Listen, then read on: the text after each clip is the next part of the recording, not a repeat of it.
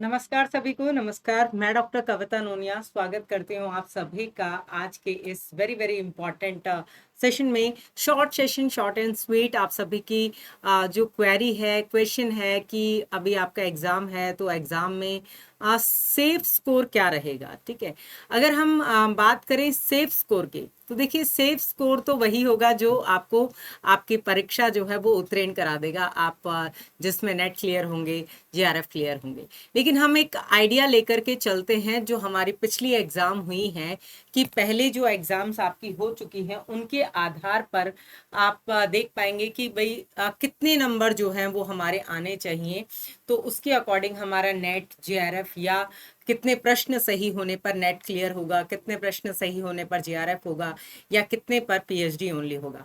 अगर हम पिछले प्रश्न पत्रों का, पिछली कट ऑफ का मूल्यांकन करते हैं, उसके आधार पर आप सभी देखेंगे, आप सभी को यहाँ पर बताऊं तो बिल्कुल भी एक तो पैनिक नहीं होना है अपने एग्जाम के लिए, और जो आपने पढ़ा है अच्छे से उसको रिवाइज करिए। और मोस्ट इम्पॉर्टेंट थिंग कि कॉन्फिडेंट रहिए कि जो आपने पढ़ा है वो आप सही तरीके से अटेम्प्ट कर पाए, क्योंकि आपके लिए ये बहुत ही इंपॉर्टेंट है। बहुत बेस्ट चांस है कि आपकी अभी नेगेटिव मार्किंग जो है इसके अंतर्गत नहीं है, तो नेगेटिव मार्किंग नहीं होने के कारण जो है आपको बहुत ही बेहतरीन मौका ये मिल रहा है। ठीक है, तो जैसा कि आप सभी परिचित हैं कि आपका पेपर 1 है, ठीक है, पेपर 1 है और पेपर 2 है।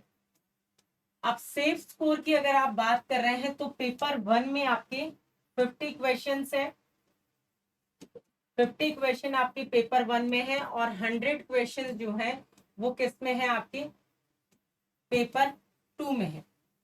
अब इन 50 क्वेश्चंस में क्योंकि माइनस मार्किंग नहीं है और आपने जो भी पढ़ा है उस आधार पर, वैसे तो आप इसमें देखेंगे 10 यूनिट आपकी होती है।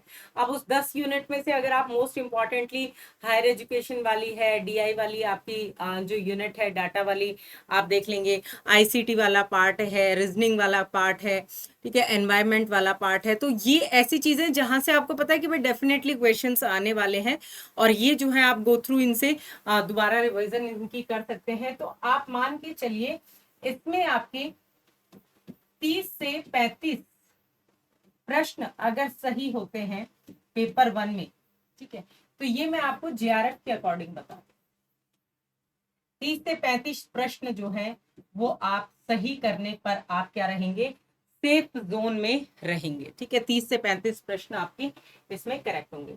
देन आप देखेंगे 100 क्वेश्चन है यहाँ पर आपके पेपर 2 के।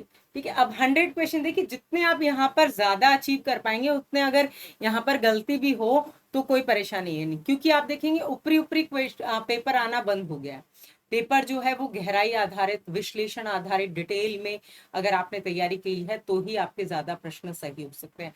वरना आप मान के चलिए कि 40 से 50 प्रश्न तो सभी के सही होते हैं, जिसने थोड़ी बहुत भी तैयारी की होती है। तो 40-50 क्वेश्चन, क्योंकि विदाउट माइनस मार्किंग इतने प्रश्न सही होना लाजमी है, तो 40 से 50 प्रश्न तो मोस्टली सभी के सही होते हैं। इसलिए आपको क्या करना है, उस भीड़ से ऊपर उठना है सिलेक्शन लेने के लिए। उस भीड़ से ऊपर उठने के लिए आप क्या करेंगे, आपके यहाँ पर आप देखेंगे 75 to 80। ठीक है, ये मैं मैक्सिमम बता रही हूँ, क्योंकि पिछली कट ऑफ आपकी कितनी ज्यादा हाई गई थी आप सभी ने देखा ही है, तो उसके आधार पर अगर आप देखेंगे तो इतने। ठीक है, लेकिन अब ये यहाँ पर ये मैं आपको बता रही हूँ, लेकिन ये चीज आप वहां पर ज्यादा काउंट करने मत बैठ जाना। ठीक है, अगर आप काउंट करने बैठेंगे तो आपका टाइम वेस्ट हो जाएगा। मोस्ट इंपॉर्टेंट थिंग कि भाई आप नेगेटिव मार्किंग होती है तब तो हम काउंट करने भी बैठ जाते हैं कि भाई हाँ ठीक है, मेरे इतने लगभग अगर एक्यूरेट सही हो रहे हैं तो बाकी के मैं छोड़ देता हूँ। यहाँ पे आपको छोड़ने तो है ही नहीं। ठीक है, जो आते हैं वो आपने पहले अटेम्प्ट कर दिए, लेकिन जो नहीं आते हैं उन पर भी जो है आपको अपने आइडिया से सोच समझ करके उस पर टिक करना है। ठीक है, बहुत इंपॉर्टेंट चीज है। तो यहाँ पर आपके इतने प्रश्न जो है वो सही हो जाए, ये आपके लिए बहुत जरूरी है। ठीक है, अब देखिए अगर इसमें आप 30 प्रश्न का लेते हैं तो इसमें अगर आपके 70 सही हो रहे हैं तो 100 प्रश्नों का अगर टारगेट आ रहा है, ठीक है, तो 200 से 205 200 नंबर तक आपके जेआरएफ होने के चांसेस रहते हैं। ठीक है, वहीं आपके 5 नंबर कम मान लीजिए नेट के लिए, क्योंकि 1% स्टूडेंट्स का ही आपका अराउंड 1% का जेआरएफ होता है, अराउंड 6% का नेट होता है, और लगभग 15% का पीएचडी ओनली रहता है। ठीक है, जेआरएफ आपका 3 साल के लिए वैलिड रहता है, जिसमें आप देखेंगे कि 3 साल में से के अंदर जो है आपको पीएचडी में अगर आप एनरोल कर लेते हैं तब आपको आपकी फेलोशिप मिलनी शुरू हो जाती है। वहीं आप देखेंगे तो नेट जो है वो लाइफ टाइम के लिए वैलिड रहता है, और पीएचडी ओनली जो है वो केवल 1 साल के लिए आपका वैलिड रहता है। तो इन सभी चीजों को मद्देनजर रखते हुए, आपके सेफ स्कोर को मद्देनजर रखते हुए, आपने जो कुछ भी पढ़ा है उसे रिवाइज करते रहिए। अपनी परीक्षा के दौरान बिल्कुल भी पैनिक मत होइएगा। प्रश्न को सही तरीके से समझ लेना ही आधा उत्तर दे जाता है।